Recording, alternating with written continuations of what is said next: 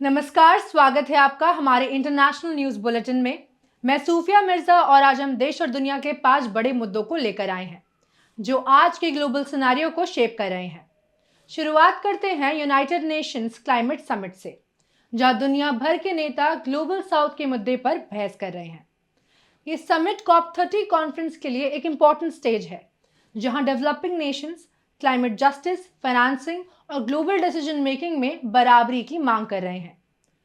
UN secretary general Antonio Guterres ने कहा है कि अब तक की कंट्रीज की प्लेज सिर्फ 2.6% एमिशन रिडक्शन तक सीमित है, जबकि 43% रिडक्शन साइंस की डिमांड है ताकि ग्लोबल वार्मिंग 1.5 डिग्री सेल्सियस से ज्यादा ना बढ़े। इस बीच इंडोनेशिया ने 2060 तक नेट एमिशन 0% का कमिटमेंट दिया है, लेकिन अमेरिका के प्रेसिडेंट डोनाल्ड ट्रंप ने क्लाइमेट पॉलिसीज को हॉक्स बोलकर कंट्रोवर्सी क्रिएट कर दी है।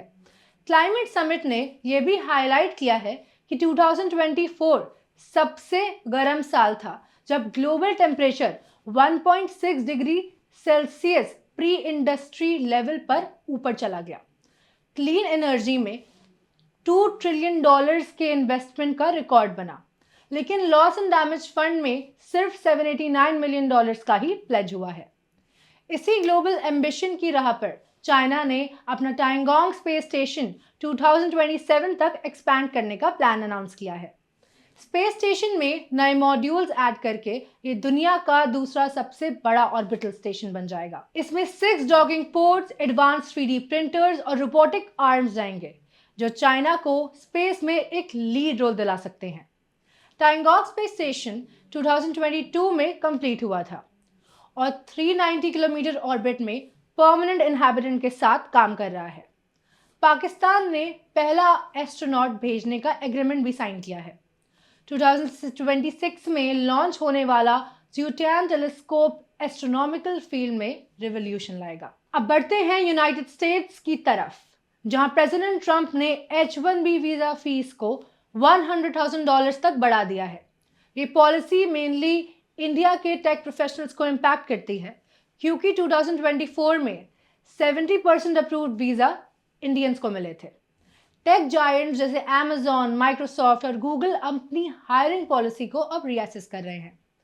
इंडियन एक्सपर्ट्स का कहना है कि इसका असर स्किल्ड प्रोफेशनल्स पर पड़ेगा और उनके लिए दूसरे देशों में शिफ्ट होने के रास्ते को खोल सकता है।